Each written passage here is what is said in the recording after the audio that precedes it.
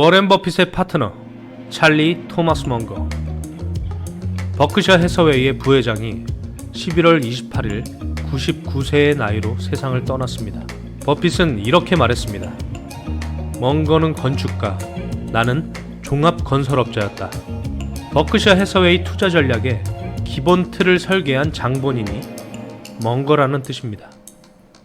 멍거는 저평가된 주식을 싸게 사들이는 담배꽁초 주식, 버핏의 기존 투자 방식을 버리고 좋은 회사의 주식을 적당한 값에 매수하라고 워렌 버핏에게 조언했습니다. 버크셔 해서웨이가 더 큰 규모의 투자 회사로 발전하기 위해서는 이 전략이 최선이었다고 말합니다. 멍거가 설계한 버크셔 해서웨이의 이 전략이 버핏을 가장 부자로 만든 시즈캔디와 애플 주식을 사게 된 배경이 되었습니다. 무뚝뚝하면서도 재치 있는 촌철살인의 명언 종합 세트였던 찰리 멍거. 그의 삶과 그가 남긴 메시지들을 되짚어봅니다. 찰 선생님이 돌아가시기 2주 전 아주 인상적인 CNBC 인터뷰가 있었습니다. 우리에게 남긴 이야기를 통해 그의 지혜로운 삶의 방식을 배우도록 하겠습니다. 영상 시청하시기 전에 알파 컨덕터 채널도 구독과 좋아요, 알림 설정 부탁드립니다. Charlie, Warren Buffett told me that a long, long time ago. You told him he should live his life. He should write his obituary the way he wants it written and then live his life accordingly. Yeah, sure. I assume you've done the same thing for yourself. Well, no, I've written my obituary the way I've lived my life, and if people want to pay attention to it, it's all right with me. And if they want to ignore it, that's okay with me too. I'll be dead, but what difference will it make? And so, but I think it's not a bad idea. Listen, Warren and I both live in the same house for decade after decade after decade. All our friends get rich and build better, bigger and better houses. And naturally, we both considered bigger and better houses. And I had a huge number of children, so it was justifiable even. And I still decided not to live a life where I looked like the Duke of Westchester or something. And I was going to avoid it. I did it on purpose. Why? I didn't think it would be good for the children. That it would spoil them? Yeah, it's. From a rich family, you think your duty is to use the wealth to live grandly. That's what everybody's doing with the money. You will learn from the people who are doing it. Is the plan for your life, the obituary you would write in your 30s, the same you would write today? Sure. I basically believe in the soldier-on system. Mm-hmm. Lots of hardship will come, and you gotta handle it well by soldiering through. And a few rare opportunities will come. You gotta learn how to recognize them when they come, and not make too minor a trip to the pie counter when the opportunity is available. And those are simple lessons.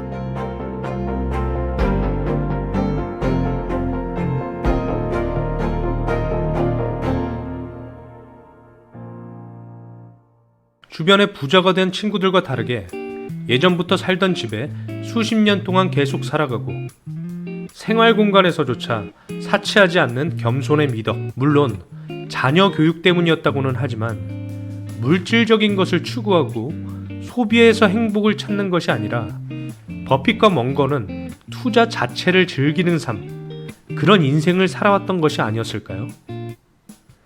워렌 버핏의 투자 멘토였던 찰리 멍거는 공군에서 기상관측 업무를 하던 시절 비행사고를 예방하기 위한 방법으로 조종사를 살리려면 조종사를 확실히 죽이는 원인부터 파악해야 한다고 주장했습니다.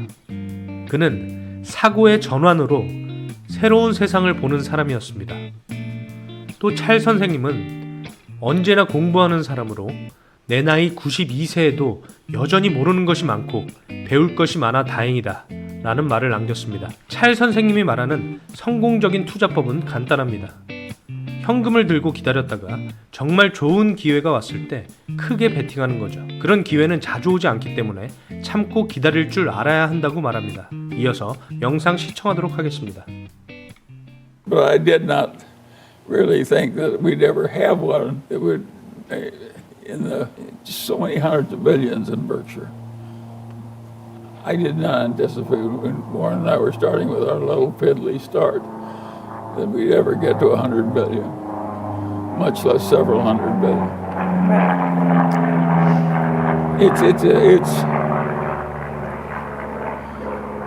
It was an amazing occurrence. What happened that you didn't anticipate? What led to that success? Well, we got a little less crazy than most people, and a little less stupid than most people, and that really helped us. Then in addition, we were given this much longer time to run than most people because something kept us alive into our 90s. And that gave us a long track from our little fiddling start all the way to the 90s. Those are the two things that really happened. And, of course, we wised up over time. We got into better and better companies, and we understood more and more of the bad things that could happen to you and how easy they could creep in. And we avoided them even more assiduously when we were old than we did when we were young. And it all worked. I think back in 2015, for the 50th anniversary of Berkshire, you wrote in the shareholders letter that, among many other things, you had a $60 billion pile of cash at that point. You thought that that pile of cash would decline over time because you'd be able to buy more and more things. Now you've got almost $160 billion in cash. Is there an opportunity for a really big purchase with that? And do you think you'll see one? Well, of course, there's an opportunity for a purchase a lot bigger that people can make who don't have 160. We have $160 billion in cash, plus a great credit rating we deserve. And who in the hell has that? Not very many. Yes, but what it's going to be, I can't tell you. It can't be anything too small, because it doesn't matter how good it is. We're of a size now where too small just doesn't move the needle very much. So we need something big to come along and use up all our cash and some borrowing. But who's more likely to find something than a guy who has $160 billion in cash, plus a long history of buying bargains?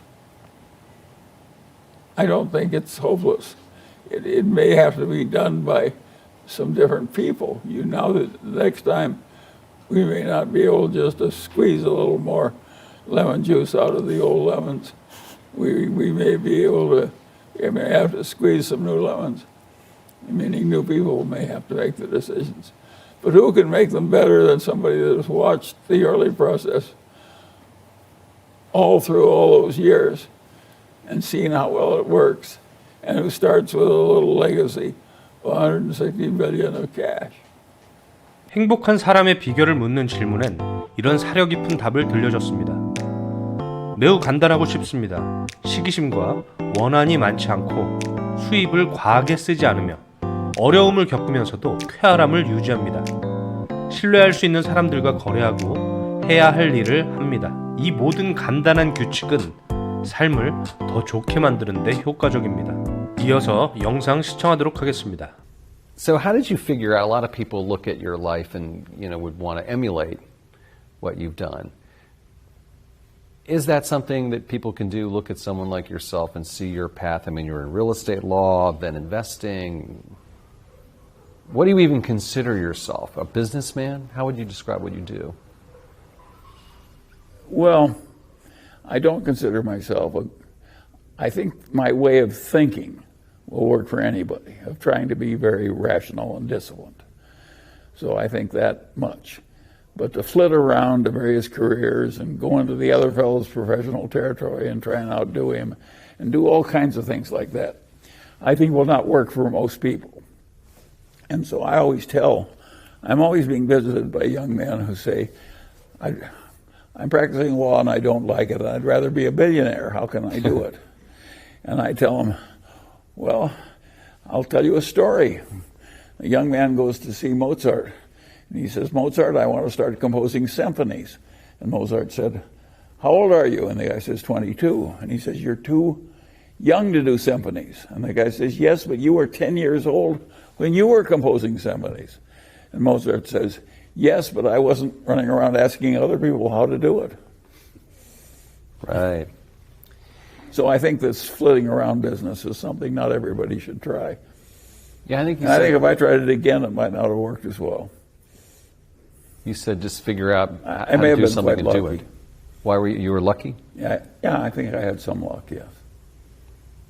Well, but I think there's more to it than that. I mean, where were you looking? Yes, the combination of luck and skill. That's what all good records are. Right. 찰 선생님은 자신이 모르는 걸 인정하고 자신의 역량 범위를 스스로 알아야 한다고 조언하죠. 억만장자, 투자 천재로 불리는 그는 성공의 많은 부분은 행운 덕분이고 자신은 그저 노력했을 뿐이라는 겸손한 태도를 죽을 때까지 지켰습니다. 찰리 멍거, 찰 선생님의 투자 성공 과정뿐만 아니라 삶의 방식과 태도에서 우리는 많은 지혜를 얻을 수 있습니다. 찰 선생님이 강조했던 이야기를 마지막으로 읽어드리면서 이번 영상 마치도록 하겠습니다. 주식 시장에서는 끈기가 가장 중요한 요소이다. 절대 패닉하지 마라. 당신이 투자하는 것은 당신이 사는 방식과 매우 밀접하게 연결된다. 만병통치약은 없다. 성공을 위한 만병통치약 같은 건 없다. 비즈니스와 인간 본성 그리고 숫자를 정말 많이 알아야 한다. 단 하나의 마법 같은 공식이 뭐든 다 해결해 주리라 기대하는 건 비이성적이다. 사람들은 책 한 권으로 부자가 되는 방법을 간단히 배울 수 있기를 바란다. 하지만 운이 아무리 좋아도 그런 일은 일어나지 않는다. 오늘 영상도 시청해주셔서 감사합니다. 다음 시간에 더 유익한 내용으로 찾아뵙겠습니다. 금융시장 초과수익 지휘자 알파 컨덕터였습니다.